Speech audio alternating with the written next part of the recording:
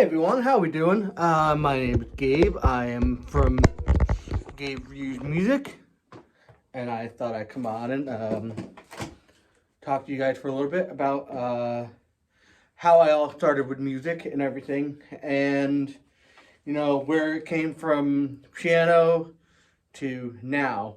So back when I was 2 or 3, somewhere between those two ages, my actually first instrument is not even not in this room. I had it and then I got rid of it. Was the piano, and I'm not sure if I ever mentioned, but being hearing impaired and partly deaf here and there, my tone on different songs and how I think of how that sounds good and how these sound may sound different from what other people hear. People have different ways of how they're sounding and stuff. So, me being part deaf, it sometimes it actually is difficult to know what the right tune is or how I'm gonna make it sound like this. So, anyways, besides all that, um, that's one of the things I don't like to talk about. It's honestly kind of embarrassing, and you know, probably know people will make jokes about that and all that stuff, and that's fine. People can do whatever. Anywho, so I started playing the piano, and just went from there, and then I think a year later or two or somewhere between there, um, my mom put out some pot to pan it. Apparently I started doing some beats here with some wooden spoons and all that stuff. And she noticed, okay, we have a drummer, and I never had a drum set, so I started playing with pots and pans or buckets here and there. And then one Christmas, I got one of those little bass drums attached with the snare drum and a floor tom all in one piece, and really crappy cymbals that you could snap those things in half. It was like paper mache heads and everything. And I just started playing. Kill the crap. And the drumsticks were small. Drumsticks were not like the heavy ones that I have over there. Just because I would just be going, oh, I don't know what to do. And so it kept going and going, and then one day, we have a local dump here where I live, and one day I found a drum set. It was a Ludwig or something, one of Ludwig or Remo kit or whatever. I remember it was sparkly red. It came with a snare drum. It had a bass drum with a foot pedal, hi hat stand, and I think two cymbal stands, and then one rack tom and a floor tom, or the two rack tom. I forgot which one it was, but it was nice. And you know, I started playing around. I didn't care how I tuned the drum heads at the time. I just felt like, oh my god, I felt like on top of the world. I have a drum set in this house. So one Christmas, my parents actually got one of the drums and got a new head put on it and tuned it and all that stuff. And then we went from there, and then from so on and so on. That drum set went, and I sold that one for uh, it was a Remo drum set. It was black, and it had the floor tom, the two rack toms, and the bass drum and everything. But these heads were different. These were pre-tuned heads, so all you do is take the clips off, put the heads on, and clip. I hated those. They were annoying. The bottom ones didn't stay on well, but again, use drum set. You got to go from there, and then so on and so on, and just added on, and then um, my mom got me into the Beatles, Rolling Stones, Led Zeppelin, Hendrix, Joplin, the Dead, and so on and so on. So I just said, okay, I'm gonna like it. Ringo Starr was a very good first influence of my music, not career. I never had a career. All I did was go out and play and have fun. Make some money here and there, but it was never a career because people told me that would never happen, and I would never amount to that. And I agree on that one. Um, I'm here to have fun. I'm here to just show what I can do. And there are people nowadays that still tell me you're just a person who plays music. You're never gonna do anything with it, and you know who you people are. Um, And so, besides all that, um, no, I kept playing and playing, and then one year my brother left, and he left the guitar, and I'm like, oh, let me pick this guitar up. And when I first started playing the guitar, I never knew. I'm gonna show you an example how I did this. So, ooh, pick. So I never knew how to do. I never knew how to tune like that. I used to go. So I started doing other things. I started doing that, and then I started. What's the first song? Oh, Dave Matthews' Typical Situation. I was doing this.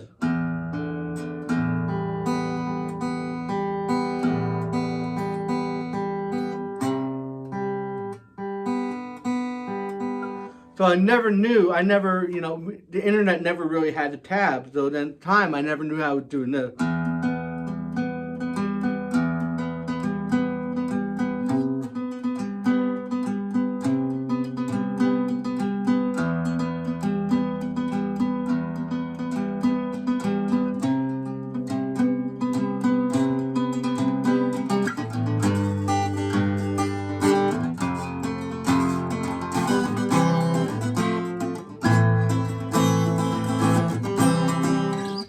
So again, I hate this guitar. I actually want to eventually get rid of it or do something. But right now it sounds okay, but it goes out in tune because everything's broken on this damn thing.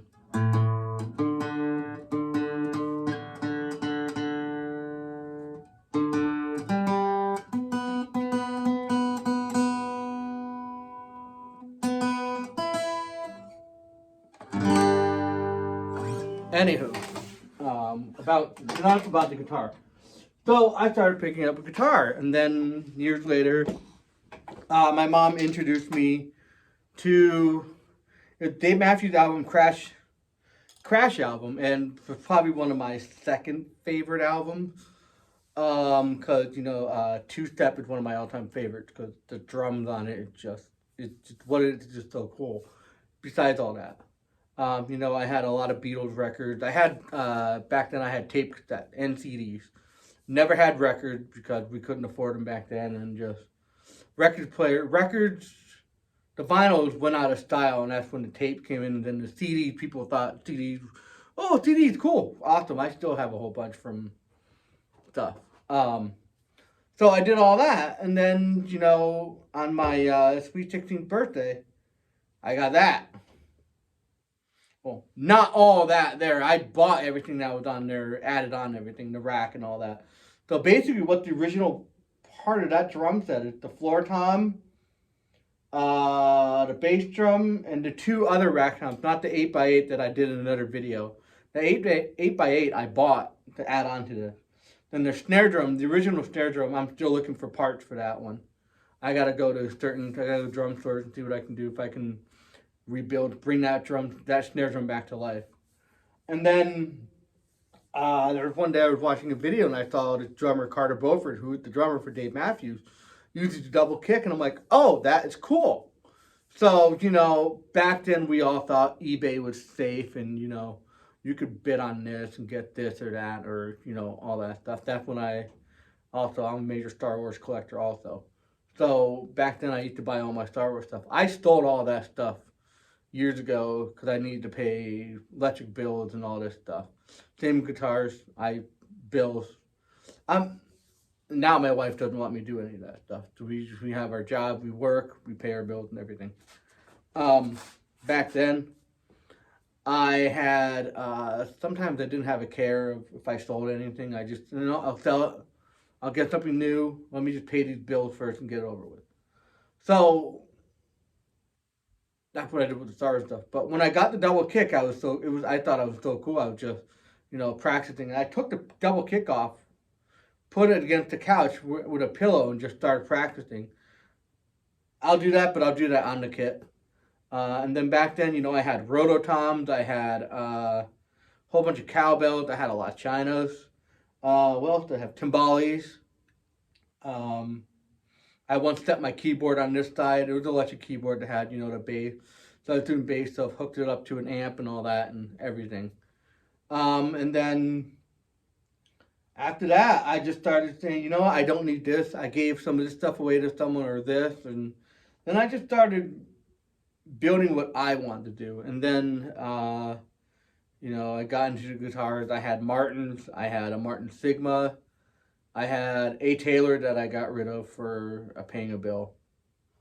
A bunch of other stuff. And then I had a 57 Les Paul and a 2011 Les Paul.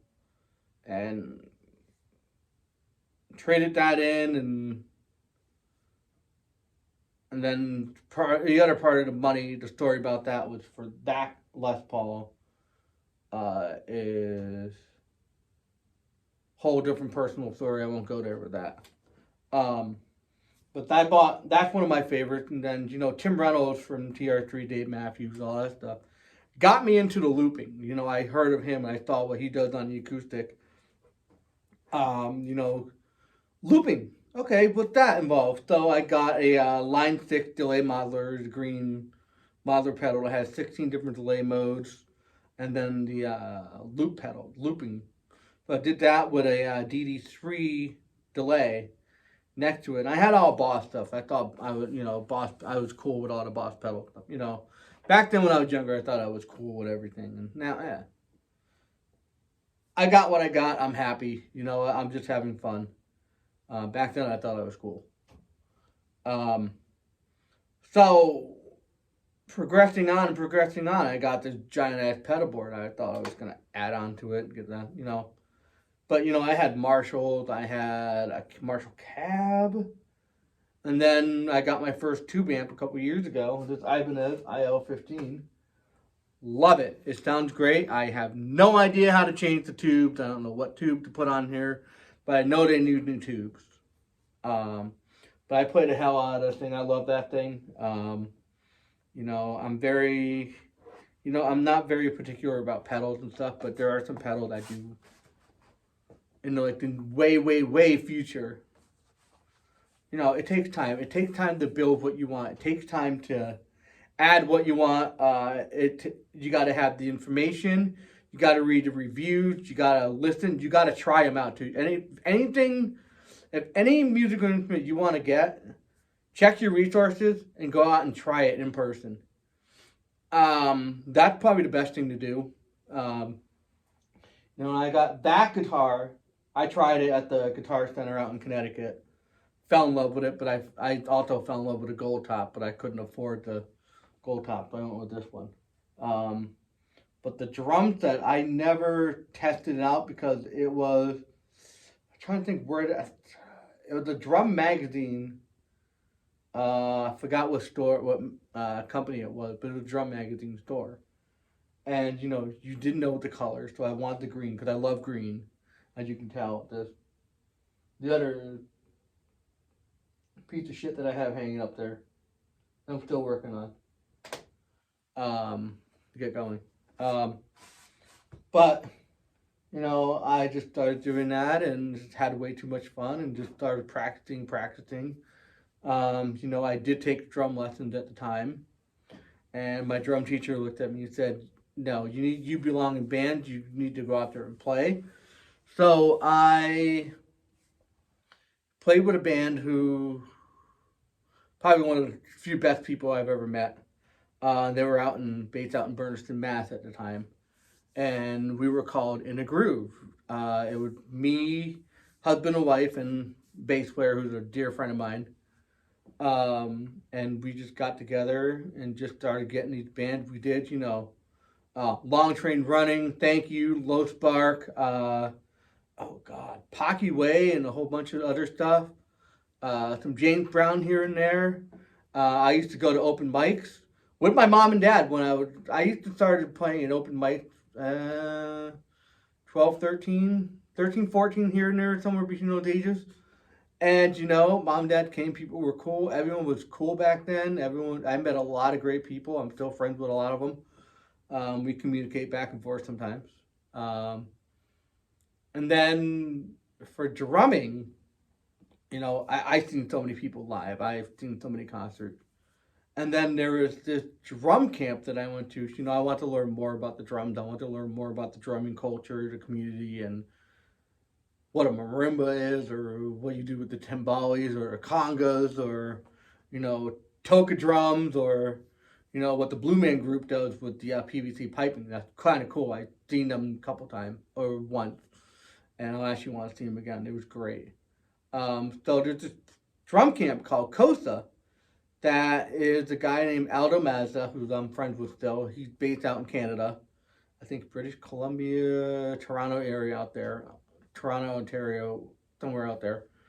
And so he came out to Castleton State College out in Vermont, in Rutland. And, there were drummers from all around the world that show up. Greg Bissonette from Ringo Starr right now. Carmine Appice, who played with metal bands here and there. Terry Bozzio was there. Neil Peart from Rush was there. Mike Mangini, who's now with Dream Theater. Who else? Jim Chaitlin, great legend. Dom Famularo. Not sure if Sheila E. was there, but she's one of my favorites. Who else? Rick Van Horn from Modern Drummer. I gotta message him. I'm not sure if he'll remember me, but I met a lot of great people. It was really fun. You don't treat these drummers as, oh my God, you're famous. No, you treat them like you're a person. You got to have breakfast, lunch, and dinner with them. You got to interact with them. You get to chat with them. You get to know them. You can exchange emails or whatever, and just get information from each person. And I'd gone there for a couple years, and then after that, it just got more and more expensive, and just couldn't afford it. And I had my fun. I got a lot of information. Like I said, I still talk to some of these guys. Mike Clark is someone I still talk to, who was the original drummer. One of the original drummers for Herbie Hancock and the Headhunters. And this guy is just a great guy, a great drummer, and a very nice guy. So after I left that, I was still within the groove. We used to play out in Vermont, Connecticut, and New Hampshire. And then I met another group. I was in another band who was Dave Matthews, Tim Reynolds cover band. And me and this guy named Scott Kuzmeskis, and we had fun, and we just went out and played and had fun. And then after that, we just went part ways, and I was working. I had a really shitty job at the time, but I kept staying there and just let the bill pay the bills and just go from there. And then I was in a Dave Matthews cover band, and I was the drummer, and we had so much fun, And some of the drumming that I did was complicated, but I did it, but it was fun. But another great group of guys I was with, Mike Ritchie and Jonas, who's a very dear friend of my wife and I. And Jonas is a great saxophone player, and he does magic at the same time. So it's kind of cool. During breaks, he'll do magic tricks, so it's awesome. And then after that, we part ways. I went off and played with other people here and there, and played at some really big venues that I wanted to play at. So it was fun. I forgot how much I hate Battle of the Band things. I did that once, and I'll never do it again. And then, the music community is really good with helping each other out, or giving each other advice, or just having fun and just collaborate. If you're doing country, if you're doing metal, if you're doing rap, reggae, or something, we all get together and we'll do our own styles, showing, oh yeah, we can help you out with this. Then I'll have people come over and we'll jam and be like, that's cool, let's do it again, and it just never happened. And then years later, my wife suggested I come on here and start a YouTube channel for my music, and I wrote songs. So my first song video for this channel was "Cover Me" for a song I wrote for my wife. if I had a better guitar, I could do it, but I'm just afraid. Like I said, I'm afraid to change the strings on that one because one of the on the neck on the tuning part, it looks like someone glued it all together, snapped off all the wood. Is all you can hear. It's just very dangerous. And then that one, I need to quiet stuff down. Excuse me for a second.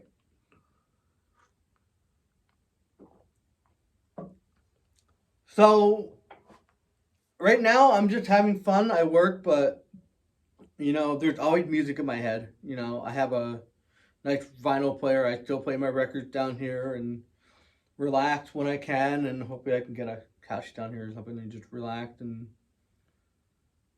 just have fun. And I still get advice from people how to present myself on YouTube. I don't have a microphone.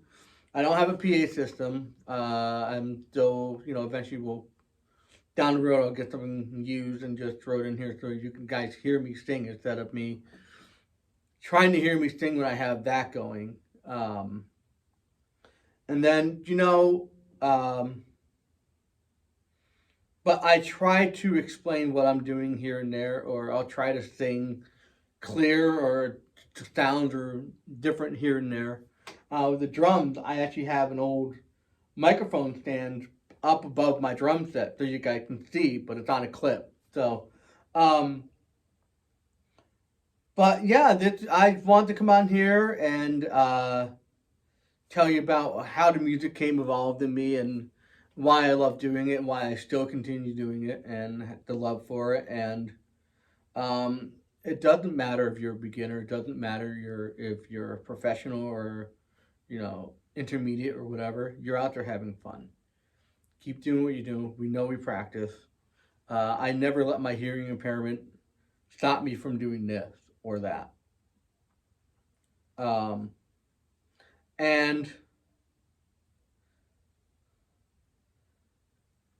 I'm all right with the people telling me I can't do this or this. I'll do what I do. I'm having fun, like I said. That's the best part. That's the main thing. Is just have fun. And just be yourself and all that. So everyone, thank you for coming on. I know this is kind of not the video I do on here, but I want to come on and do this. So thank you. Don't forget to subscribe and hit the like button, and I will see you in the next video. Peace.